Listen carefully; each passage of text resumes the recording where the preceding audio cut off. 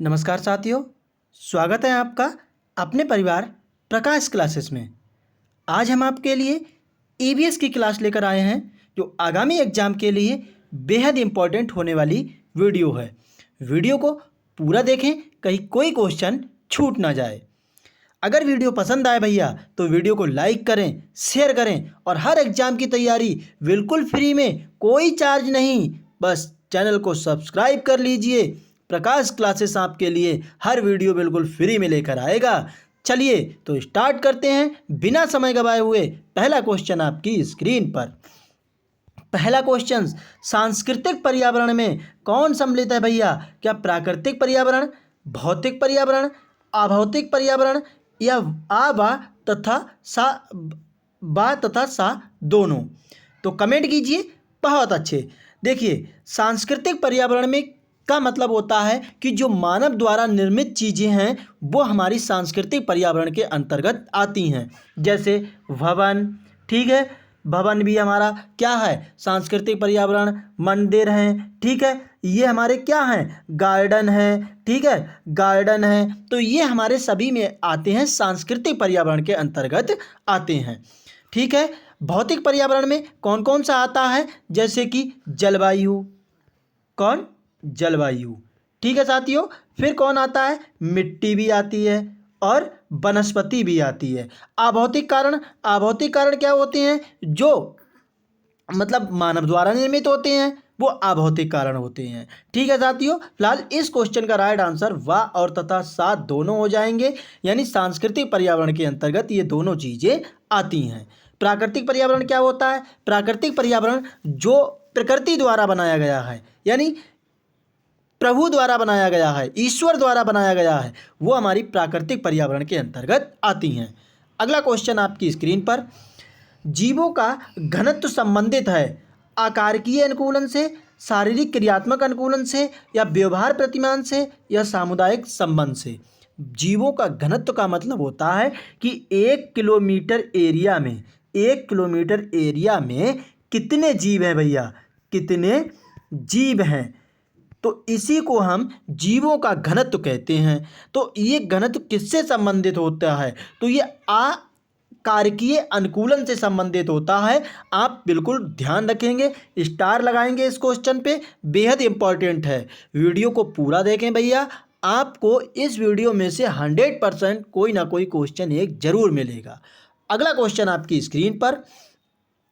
किसी एक क्षेत्र तक सीमित प्रजातियां क्या कहलाती हैं? मैंने कहा एक सीमित क्षेत्र है भैया, यहाँ से यहाँ तक एक सीमित क्षेत्र है।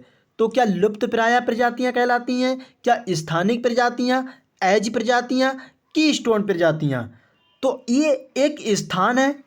तो ऐसे स्थान को, एक जो सीमित स्थान है उसको भैया स्थानिक प्रजातियां कहते हैं, ठीक है। आप बिल्कुल याद रखेंगे, इस क्वेश्चन को रट लेंगे। अगला क्वेश्चन आपकी स्क्रीन पर।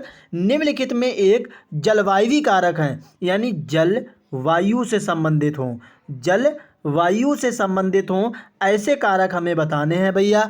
कौन से होंगे? क्या आर्द्रता होगी, तापमान होंगे, मृदा होंगे, आ तथा व दोनों होंगे? तो जलवायु में आपका आर्द्रता, यानी आर्द्रता का मतलब होता है साथियों नमी, ठीक है। आर्द्रता का मतलब होता है नमी और टेम्परेचर भी होता है, ठीक है। इसीलिए इस क्वेश्चन का राइट आंसर आ और वा दोनों हो जाएंगे। ये जलवायु कारक के अंतर्गत आते हैं। आशा करता हूँ समझ में आ रहा होगा जो मैं समझा रहा हूँ। अगर कोई भी मुझसे गलती हो जाए इस वीडियो में तो आप मुझे कमेंट करके ज़रूर बताना। प्रकाश क्लासेस उसको सुधारने की कोशिश भी करेगा। फिलहाल फ्री में तैयारी करने के लिए चैनल को सब्सक्राइब कर लें और ज़्यादा से ज़्यादा शेयर करें भैया। अगला क्वेश्चन आपकी स्क्रीन पर। पारिस्थितिकी पद प्रस्तावित किया था, सिर्फ हमसे पूछा है भैया पारिस्थितिकी पद। क्या ओडम, हैकल, टेंसले या पीडी शर्मा? तो पारिस्थितिकी पद के लिए कौन जाने जाते हैं? अर्नेस्ट हैकल जाने जाते हैं। कौन? अर्नेस्ट हैकल, ठीक है। और अभी मैं आपसे कह दूं भैया, पारिस्थितिकी तंत्र, पारिस्थितिकी तंत्र कह दिया जाए तो पारिस्थितिकी तंत्र के लिए एजी टॉन्सले जाने जाते हैं, ये आप बिल्कुल ध्यान रखेंगे, दोनों क्वेश्चन बेहद इम्पॉर्टेंट हैं। ठीक है, पारिस्थितिकी पद पूछा जाए तो अर्नेस्ट हेकल मारना है आपको। ठीक है, और पारिस्थितिकी तंत्र पूछा जाए तो एजी टॉन्सले मारना है। बिल्कुल कोई भी गलती नहीं करेंगे, डबल स्टार लगाना इस क्वेश्चन में भैया, आपको ये कहीं ना कहीं मिलेगा क्वेश्चंस, स्क्रीनशॉट ले लेना इसका। ठीक है, अगला क्वेश्चंस कहता है कि जीव मंडल सम्मिलित करता है। जीव मंडल में क्या क्या होता है? क्या तालाब, वन, खेत या उपरोक्त सभी? तो क्या होगा 6 नंबर का राइट आंसर? देखिए, जीव मंडल में तालाब भी पाया जाता है, वन भी पाया जाता है, खेत भी पाया जाता है, इसीलिए इस क्वेश्चन का राइट आंसर भैया उपरोक्त सभी हो जाएगा। ठीक है, इतने सारे लोग देख रहे हैं, किसी ने भी वीडियो लाइक नहीं की, क्या वीडियो पसंद नहीं आ रही है? एक तो लाइक बनता है ना। अगला क्वेश्चन आपकी स्क्रीन पर, एक पारिस्थितिकी तंत्र सम्मिलित करता है। क्या सम्मिलित करता है? बिल्कुल कमेंट कीजिए। क्या हरे पौधे मात्र, जंतु मात्र, या आ तथा व दोनों, या हरे पौधे, जंतु तथा अपघटक? ये दोनों तो पाए ही जाते हैं, लेकिन भैया एक अपघटक भी पाया जाता है। ठीक है, अपघटक क्या होते हैं हम वो आपको बताते हैं। जो मृत पदार्थों को छोटे छोटे टुकड़ों में विघटित कर देता है, उसे हम अपघटक कहते हैं। ठीक है, अगला क्वेश्चन कहता है किसी पारिस्थितिकी तंत्र का केंद्रीय पक्ष क्या होता है? एक पारिस्थितिकी तंत्र है तो उसका सेंट्रल पॉइंट क्या होगा? इस क्वेश्चन में ये पूछा गया है आपसे। क्या सूर्य होगा, क्या उत्पादक, जीव भार या उपभोक्ता? तो एक ये तो सभी होते ही हैं, तभी पारिस्थितिकी तंत्र बनता है भैया, लेकिन इसका जो सेंटर पॉइंट है वो आपका सूर्य है। ठीक है, सूर्य से हमें ऊर्जा प्राप्त होती है, बहुत प्रकाश भी प्राप्त होता है। ठीक है, अगला क्वेश्चन, ट्रॉफिक स्तर क्या होता है भैया? ट्रॉफिक स्तर का मतलब होता है पोषण स्तर, यानी पोषण स्तर क्या होता है ये पूछा गया है आपसे। क्या उष्णकटिबंधीय क्षेत्र, क्या खाद्य श्रृंखला का भाग होता है, या पारिस्थितिकी तंत्र में जीवधारी की परिस्थिति होती है, या खाद्य जाल का एक भाग होता है? तो पोषण स्तर पूछा गया है, पोषण श्रृंखला पूछी गई है, तो पोषण का मतलब क्या होता है? खाद्य चीज़ें आएंगी, तो इसीलिए खाद्य श्रृंखला का एक भाग हो जाएगा। बिल्कुल ध्यान रखेंगे, कोई भी ढिलाई नहीं भैया, वीडियो को पूरा देखना। अगर कोई भी गलती है तो कमेंट करो, प्रकाश क्लासेस उसको सुधारेगा। फिलहाल हर एग्ज़ाम की तैयारी बिल्कुल फ्री में कराई जाएगी, कोई भी चार्ज नहीं लिया जाएगा। प्रकाश क्लासेस को सिर्फ आप अपना प्यार दीजिए। ठीक है, अगला क्वेश्चन, अध्ययन की शाखा जो जीवधारियों और पर्यावरण के मध्य अंतःक्रिया का अध्ययन करती है क्या कहलाती है? क्या पारिस्थितिकी तंत्र, क्या पारिस्थितिकी, क्या मानव विज्ञान, या पारिस्थितिकी अनुक्रमण कहलाती है? बिल्कुल ये परिभाषा है, आप ध्यान रखेंगे। अध्ययन की शाखा भैया जो जीवधारियों और पर्यावरण के मध्य अंतःक्रिया, हम कह दें आपसे, अंतःक्रिया का अध्ययन करती है तो वो क्या कहलाती है? पारिस्थितिकी कहलाती है। ये बिल्कुल आप ध्यान रखेंगे। और हम आपसे कह दें भैया कि पारिस्थितिकी तंत्र किसे कहते हैं? तो पारिस्थितिकी तंत्र सभी जीव जंतु भौतिक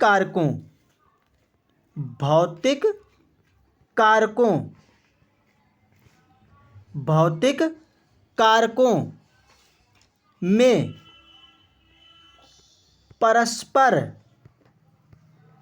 परस्पर, अब मैं जो लिखने जा रहा हूँ वो ध्यान रखना भैया, परस्पर अन्योन्य क्रिया, क्या अन्योन्य क्रिया करते हैं,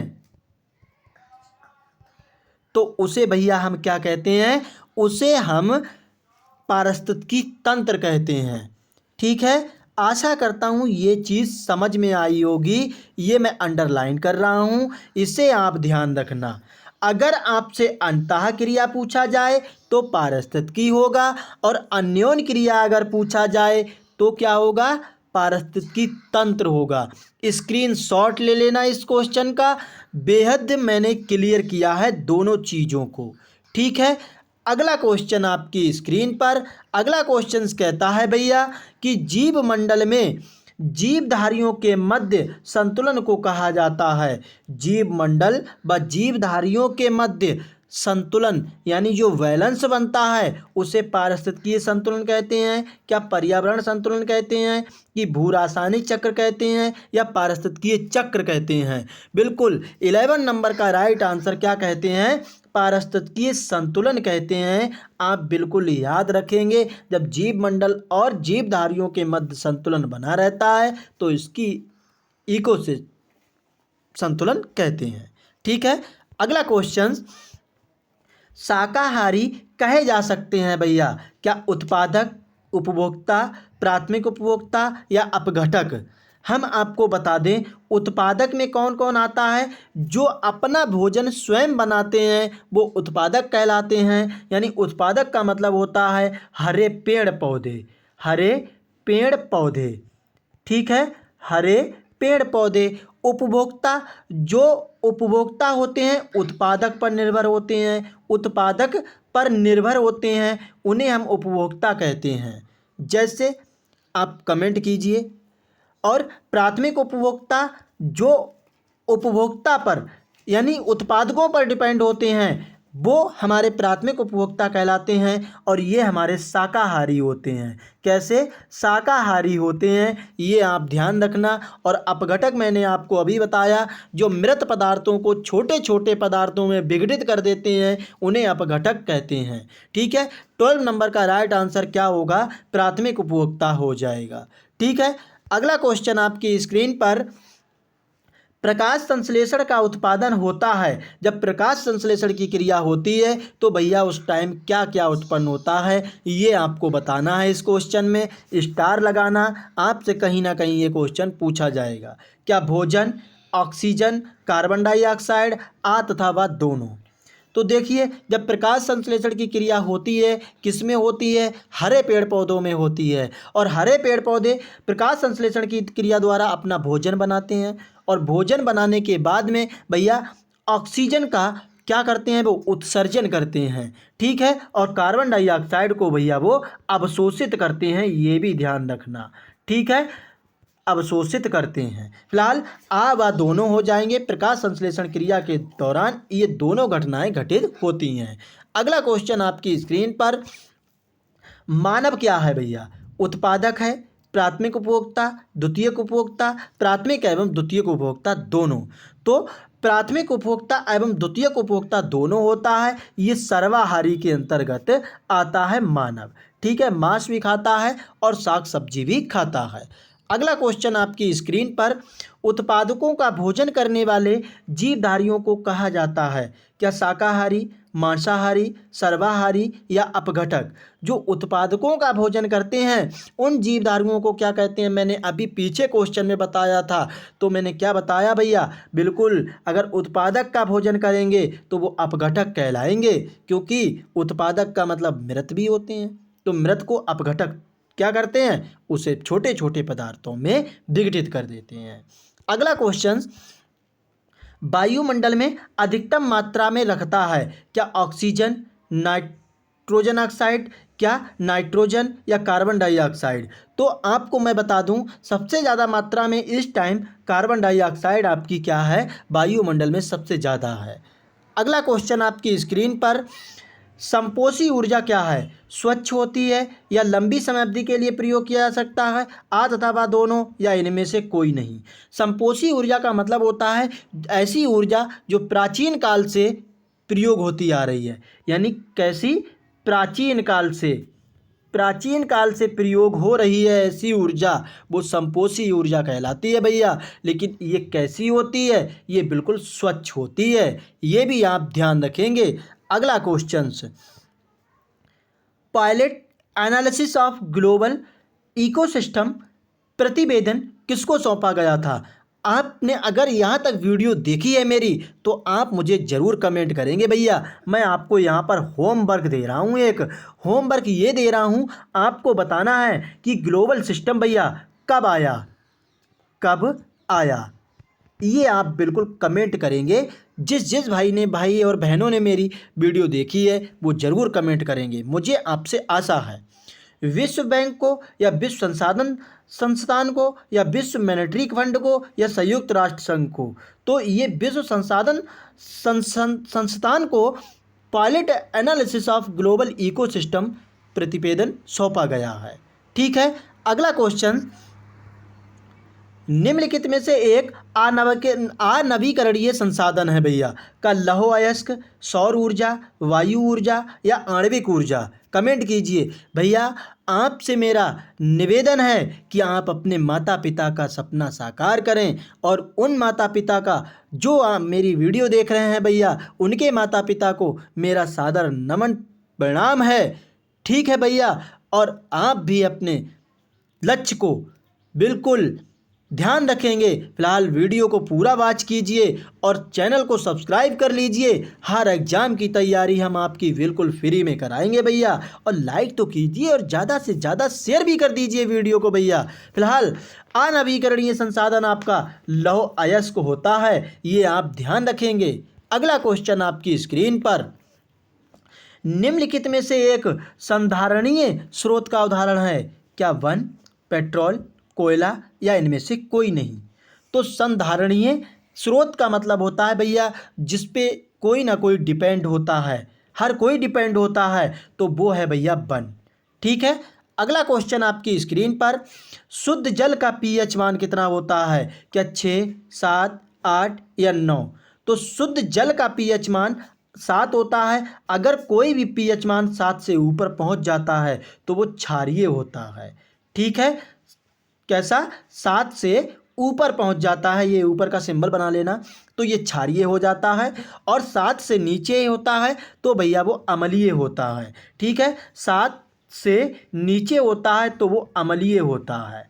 ठीक है, फिलहाल आपसे ब्लड का यानी खून का आपसे अगर पूछा जाए तो ये 7.35 से लेकर 7.45 के बीच होता है। ब्लड आपका क्षारीय होता है, ये भी आप ध्यान रखेंगे, बिल्कुल भूलेंगे नहीं। ठीक है, अगला क्वेश्चन आपकी स्क्रीन पर, अम्ल वर्षा हेतु कारक गैस कौन सी है भैया? अम्ल वर्षा को कौन सी गैस कराती है? क्या नाइट्रस ऑक्साइड, क्या सल्फर डाइऑक्साइड, नाइट्रस, ठीक है, और फिर कार्बन डाइऑक्साइड? अब आता दोनों, तो बताइए। ये बिल्कुल, ये दोनों जो हैं आपकी गैसें अम्ल वर्षा के लिए जिम्मेदार होती हैं। ठीक है, अगला क्वेश्चन आपकी स्क्रीन पर, अगला क्वेश्चन, हरित गृह गैस नहीं है, हरित गृह गैस नहीं है भैया क्या? Sulphur dioxide, carbon dioxide, methane या नाइट्रोजन?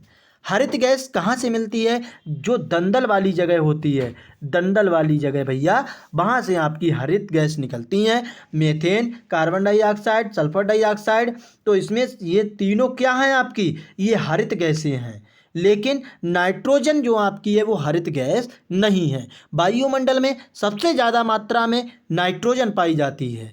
ठीक है, अगला क्वेश्चन आपकी स्क्रीन पर, जल का प्राथमिक स्रोत क्या है? नदी, समुद्र, वर्षा या भूजल?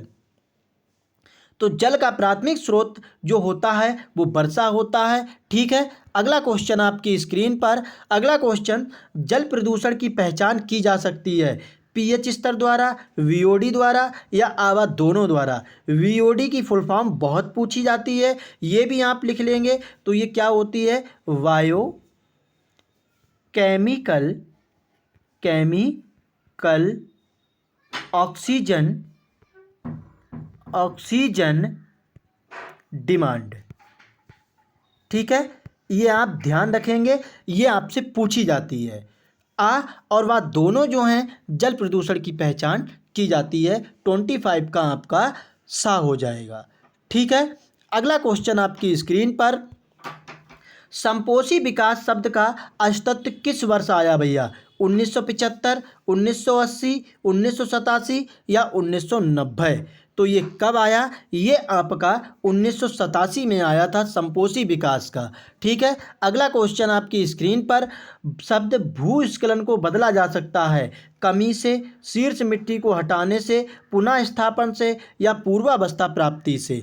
तो ये आपका पुनः अगर स्थापन कर दिया जाएगा तो भूस्खलन को बिल्कुल कम किया जा सकता है, बिल्कुल। अगला क्वेश्चन आपकी स्क्रीन पर, संपोषी विज्ञान संपोषी विकास और का अध्ययन करता है, पर्यावरण विज्ञान, सामान्य विज्ञान, भूविज्ञान या सामाजिक विज्ञान। तो संपोषी विज्ञान जो है संपोषी विकास और पर्यावरण विज्ञान का अध्ययन करता है। ये आप स्टार लगा लेना इस क्वेश्चन पर। ठीक है, अगला क्वेश्चन आपकी स्क्रीन पर, सेकंड लास्ट क्वेश्चन है इस वीडियो का, संयुक्त राष्ट्र की संपोषी विकास लक्ष्य की संख्या कितनी है? तो हम बताते हैं आपको 17 है भैया, याद रखना। अगला लास्ट क्वेश्चन इस वीडियो का, संपोषी विकास के 3 पक्ष कौन कौन से होते हैं? पर्यावरण, अर्थ तथा समाज, पर्यावरण, अर्थ, समानता, पर्यावरण, पारिस्थितिकी, समाज, पर्यावरण, अर्थ तथा पारिस्थितिकी। तो क्या होते हैं तीनों? संपोषी विकास, पर्यावरण, अर्थ तथा पारिस्थितिकी, ये तीनों पक्ष होते हैं। ये वीडियो आपको कैसी लगी एक बार मुझे कमेंट करके ज़रूर बताना साथियों, और वीडियो अगर पसंद आई हो तो लाइक ज़रूर करना भैया, और ज़्यादा से ज़्यादा शेयर कर देना, जिससे कि हर एग्ज़ाम में प्रकाश क्लासेस बिल्कुल फ्री की तैयारी करा सके। ठीक है साथियों, और चैनल को सब्सक्राइब जरूर करना। ठीक है, जय हिंद साथियों।